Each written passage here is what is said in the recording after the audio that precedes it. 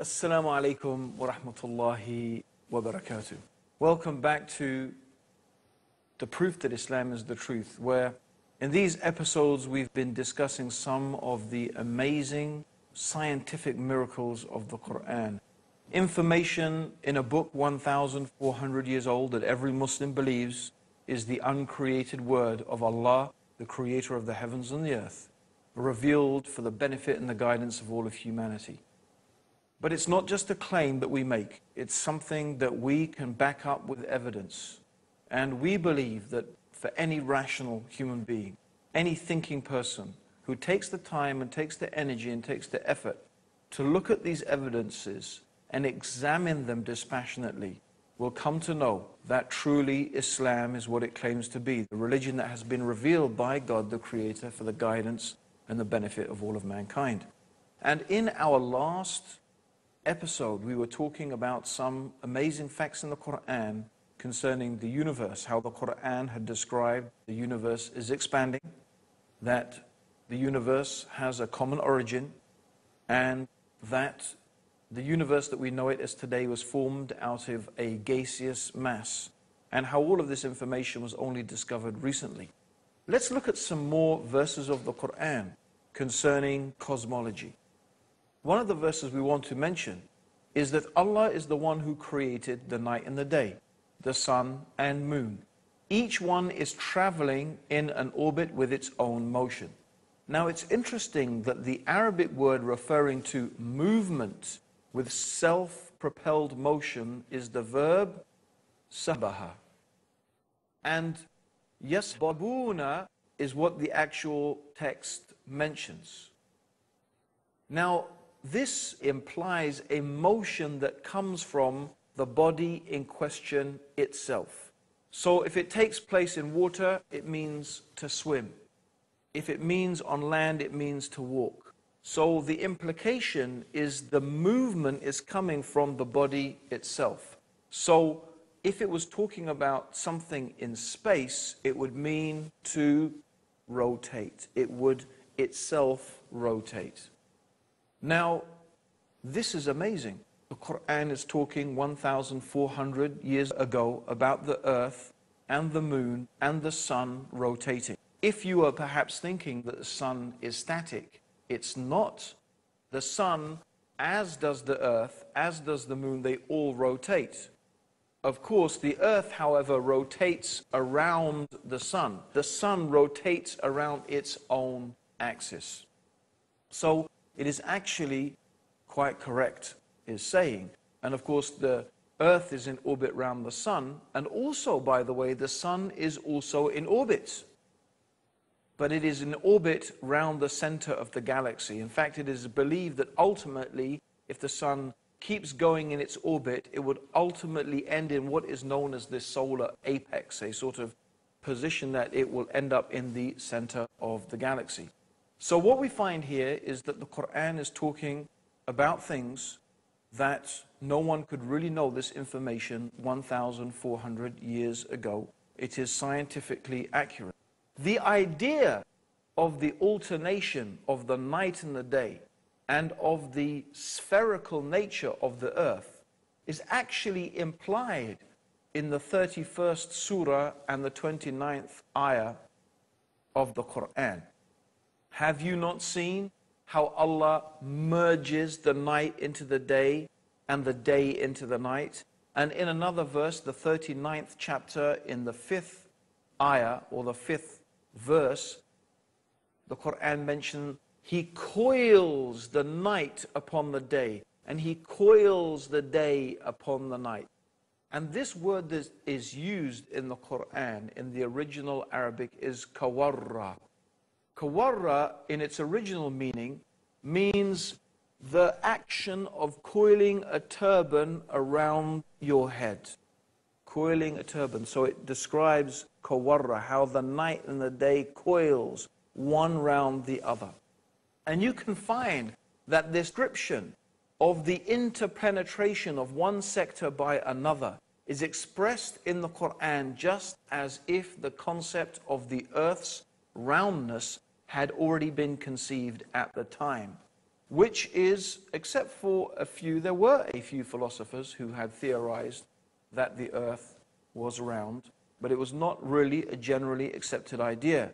But it is something that is implied in the Qur'an, and certainly we can gather this today from our present day knowledge. It's a very another interesting aspect that in one place in the Qur'an, the word that is used to describe the shape of the earth is the same word that is used to describe the egg of the ostrich. Now, looking at this globe, for example, you may imagine that the earth is completely spherical. But in reality, that is not the case. The earth is slightly misshaped. It is not a perfect sphere. And in fact, slightly elongated, rather like an ostrich egg. So it is incredible also that the Qur'an is describing that shape of the earth. At least this is a possible interpretation of those verses. Certainly we can say that none of these things actually contradict present, modern, scientific knowledge. In fact, if you think about it, if we were only to bring a book 1,400 years old, and you were to find absolutely no contradictions, and I don't mean here to say that the Qur'an affirms anything. Let's say it doesn't affirm any scientific knowledge. Let's say it didn't even preempt any scientific knowledge. Let's say there was nothing special in the Qur'an, which of course is not the case because I've spent a couple of episodes showing you exactly how amazing the Qur'an is when it talks about aspects of the universe and the world in which we live. But let's just say those things were not there. Let's just say there was nothing that contradicted present day knowledge. That itself alone would be remarkable. Because the superstitions and the beliefs that people had 1,400 years ago were remarkable. For example, the ancient Greeks believed that the Milky Way is the band of stars that you can see in the sky. In fact, it constitutes our galaxy. They believed that the Milky Way was produced when a particular Greek goddess was breastfeeding her child, and the child bit her breast and her milk spilled out, and that's how the Milky Way got to be in the universe. That's their legend of how the Milky Way came to be there. Of course, today we probably all had a good laugh at that and how totally ridiculous it is.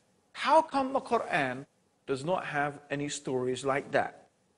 How come the Qur'an does not have any fantastical descriptions of the origin of the universe and the earth?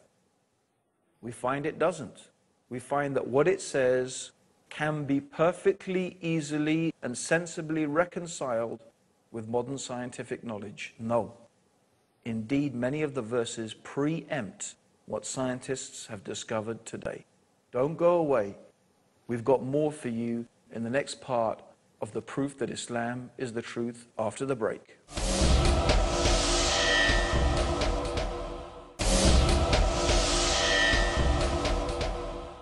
Assalamu alaikum, welcome back to the proof that Islam is the truth, where we're talking about some of the amazing scientific facts in the Qur'an that have been only discovered recently with modern scientific knowledge. Yet these things were mentioned in a book 1,400 years old. Let's look at some more of the amazing statements in the Qur'an.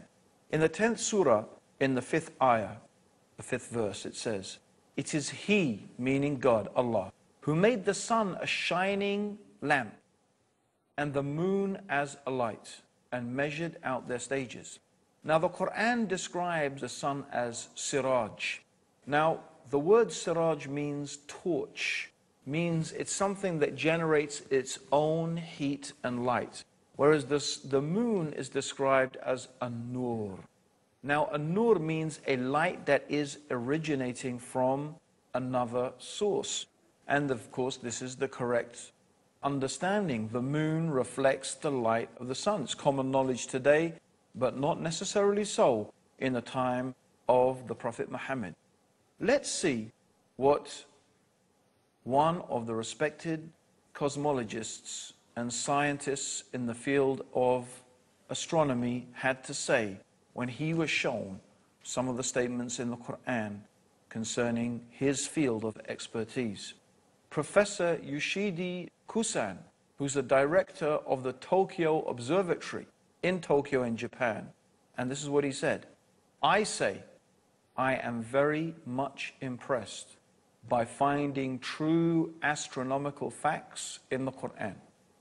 And for us modern astronomers who have been studying a very small piece of the universe, we have concentrated our efforts for understanding that very small part. Because by using telescopes, we can only see a very few parts of the sky without thinking about the whole universe. So by reading the Qur'an and by answering to questions, I think I can find my future way for investigating the universe.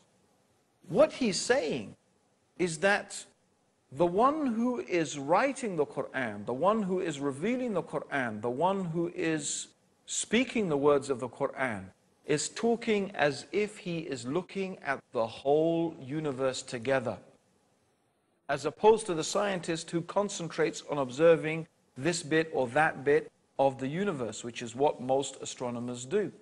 Who is it that sees the whole universe altogether? Who is it who sees all things in all places, in all times, except Allah, the Mighty, the Wise? So these are some of the amazing scientific facts, and we're going to move on also to another area that particularly interested me, because when I was at school, one of the subjects that I studied was geography, and a sub-subject of that was, of course, geology. And I do remember when I first read the Qur'an 20 years ago, and it was reading the Qur'an that motivated me to embrace Islam. One of the things that stuck in my head, and I remember it until today, was coming across the descriptions in the Qur'an of mountains. So let's go through some of the things the Qur'an says about mountains. For example, in the 78th surah, in verses 6 to 7, Allah says, have we not made the earth an expanse and the mountains stakes? The word that is used here is otad. Otad, meaning stake, is like the peg of the tent. So the peg of the tent goes into the ground.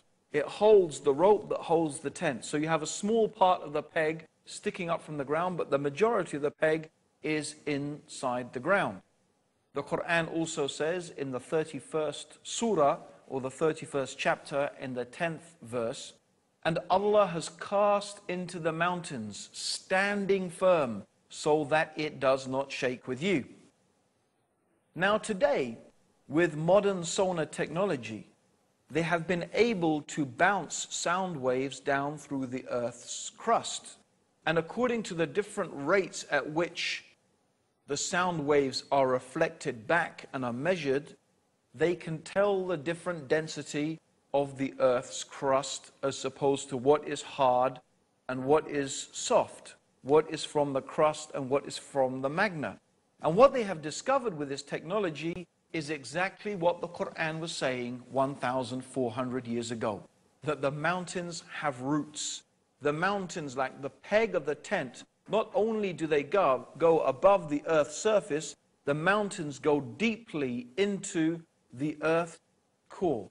And they act, it has been theorized, as stabilizers. They help to stabilize the earth's surface. And there's two ways in which they do that.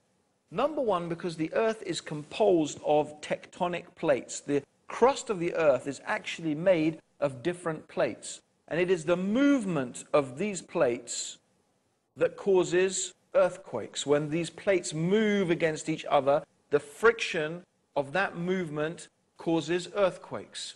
And that's also what they think how continental drift has happened. Originally, they believe all the continents were one continent, and then because of plate tectonics, it moved. But the Qur'an is saying is the mountains act as stabilizers. They help to stabilize the earth's crust. And this is something that has actually been theorized by modern geologists. There's another way in which the mountains may act as a stabilizing factor, and that is to do with the rotation. Maybe if you try and spin something, you will find that if it is not really spherical, it will start to rotate, and then it will start to wobble out of shape. And it is possible that the mountains actually act as a counterbalance to keep the Earth's rotation smooth. I do stress, of course, that these are theories, but it is very interesting what the Qur'an is saying 1,400 years ago, and that it seems to be preempting the ideas and the knowledge that is being produced by modern day science. Certainly, it is a fact that is established that the mountains have roots, and the Qur'an is saying that the mountains are like awtad, the pegs of a tent. So this is a remarkable scientific fact. It's one I remember sticking in my mind when I first read the Qur'an about 20 years ago. So these are one of the remarkable things. Also, the Qur'an mentions some aspects of animal and plant life. For example, the 16th chapter of the Qur'an is called Surah An-Nahl, which means the surah of the bee. And one of the aspects of the Qur'an in this surah, it is talking about the bee. And it's very interesting that the word that is used in the Qur'an for the bee that flies around gathering honey or gathering the nectar for the honey, it is used in the female form. The gender that it is used is feminine. Although until recently it was believed that the bees were actually soldiers, they were males, and the ruler of the hive was a king. But as it happens, in fact, we know that the bees are indeed female, and they are owned, or they are headed by a queen. That's why we say the queen bee.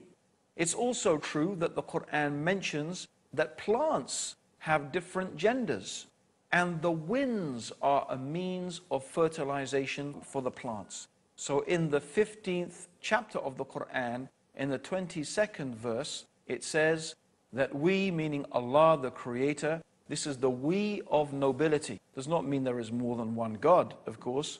It is we in the sense that royalty uses the term we. It's a sense of honor and nobility. So the royal we, they call it. We sent forth the winds that fesontate. That means that the fertilize things. These are all recently discovered things. Also, we find the Greek philosopher Democritus, who lived from 460 to 361 BC. He advanced the theory that matter was composed of tiny indivisible particles called atoms. And they believed that this was the base upon which all of things were made, and there was nothing smaller than the atom. However, modern science has discovered that atom is in fact divisible, and the atom has been split, and the atom itself is composed of smaller elements. The Qur'an says 1,400 years ago, in the 34th chapter and the 3rd ayah, or the 3rd verse, He is aware of an atom's weight in the heavens and on the earth, and even anything smaller than that. Meaning there is something smaller than an atom. And Allah, God, is aware of it. Every single thing. There's another thing I want to mention. God mentions in the Qur'an some amazing things about the human beings. And one of the things is about our nerves. Here is a very frightening and terrifying passage of the Qur'an. It's mentioned in the 75th chapter in ayahs 3 to 4. Does mankind think that we cannot assemble his bones? Nay, we are able to put together in perfect order the very tips of his fingers. God is telling us He can recreate us on this day, this terrifying day, this frightening day, the day of judgment. He is able to recreate you, even if you are dust, even your bones, to the very tip of your finger. Why the very tip of your finger? Of course, you've all heard of fingerprinting, haven't you? Every single human being's fingerprint is unique. Why did God mention the fingerprint? Why did God mention the tip of the finger? This is the uniqueness of the human being. God is telling us, look, I can recreate you even to this fingertip. That is the power that I have. Even to your most unique attribute, I can create you to that. Be mindful, be careful. I will create you again on the day of judgment, and I will judge you and ask you about every single thing that you have done. This is not common knowledge. How did anyone 1,400 years ago know about fingerprinting? And Allah warns us in the 4th chapter of the Qur'an, in the 56th verse, those who reject our signs, we shall soon cast them into the hellfire. And as often as their skins are roasted through, we shall change them for fresh skins, so they may truly taste the penalty. For Allah is exalted in power, the wise. This is a very frightening description of the hellfire. God is going to burn the skin and recreate the skin and burn the skin, so the people in the hellfire will taste the punishment. Why is the Qur'an saying that? It has only recently been known and discovered that when the skin is burnt, a person does not feel any pain. That's why when a person suffers severe burns, a doctor will prick the skin to see if the person feels pain. If he feels pain, there are still nerve receptors left. If he does not, that means his skin has been so badly burnt, he cannot feel pain. So if God put people in the hellfire and the hell burnt their skins, after that they will not feel the pain. So Allah is going to recreate the skin again, so they will keep on tasting the punishment. It is a very severe warning from the one who has created you. He knows you better than you know yourself. And He is warning you in His book of His knowledge and His ability, that if you do not believe in Him and follow His guidance, see what is waiting for those people who reject the faith. My dear listeners, we have only one more thing we want to mention. The tree of Zakum, which will be the food of sinners, and it will be like boiling oil that will boil in their bellies, like the boiling of scalding water. Taste this, Allah says in the Qur'an. Verily you are pretending to be the mighty, the generous. Look at those arrogant people, pretending to be mighty, pretending to be generous, but taste the tree of Zakum that will boil in your belly. And it says they will drink a water that cuts their bowels to pieces. It is very interesting that thermal receptors are not present in the intestines, but it is in the bowels. And the contents and the receptors in the bowels are highly sensitive. It's a very, very sensitive area, and that is where pain is initiated. It's not a common knowledge 1,400 years ago, but it is a fact that is mentioned in the Qur'an as a stark warning to all those people who reject faith in God. God has combined the scientific facts with the severe warnings of those who disbelieve in Him. Our invitation is to invite you to His mercy, to His guidance and His forgiveness by accepting these truths, the proof that Islam is the truth. Join us in the next episode for some amazing prophecies of the Prophet Muhammad and the Qur'an. And until then, may God's peace and blessings and guidance be with you. Assalamu alaikum wa rahmatullahi wa barakatuh.